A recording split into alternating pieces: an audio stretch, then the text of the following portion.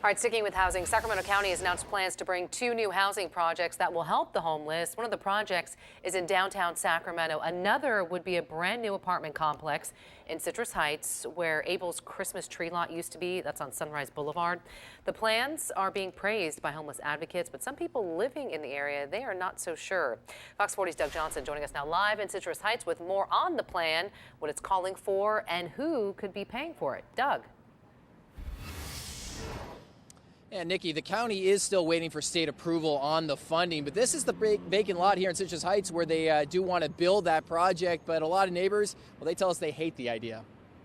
Sacramento County may soon have more homes for the homeless. This is huge, 134 units here for permanent supportive housing that have those services that help all the residents. I mean, it's very important, and it's a model that really works. Christine Wagart with the Sacramento Housing and Redevelopment Agency says part of the money for the 2 projects will come from the state's No Place Like Home program, a billionaire's tax approved by voters in November.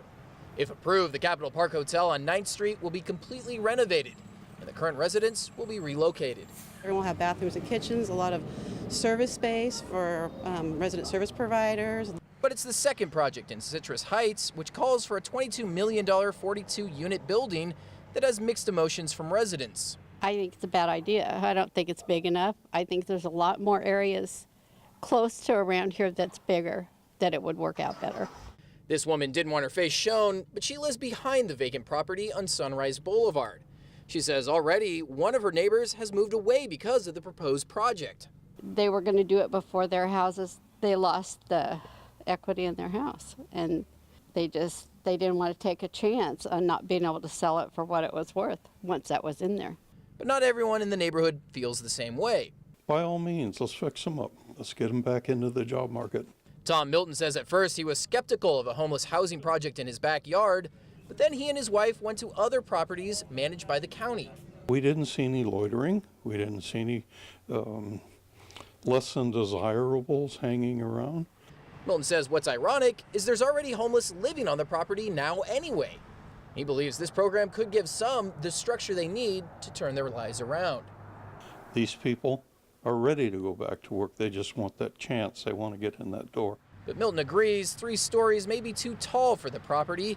Neighbors question if there's a better location. Take the old Sears that went out of business and the building where they had the automotive. There's plenty of room out there. And the Sacramento Housing and Redevelopment Agency says that construction on this project could begin as soon as next January, but the county warns that it still hasn't secured the state funding, so it could be more likely to be starting in 2020. Reporting live in Citrus Heights tonight, Doug Johnson, Fox 40 News. Just the beginning of that process. Doug, thank you for that.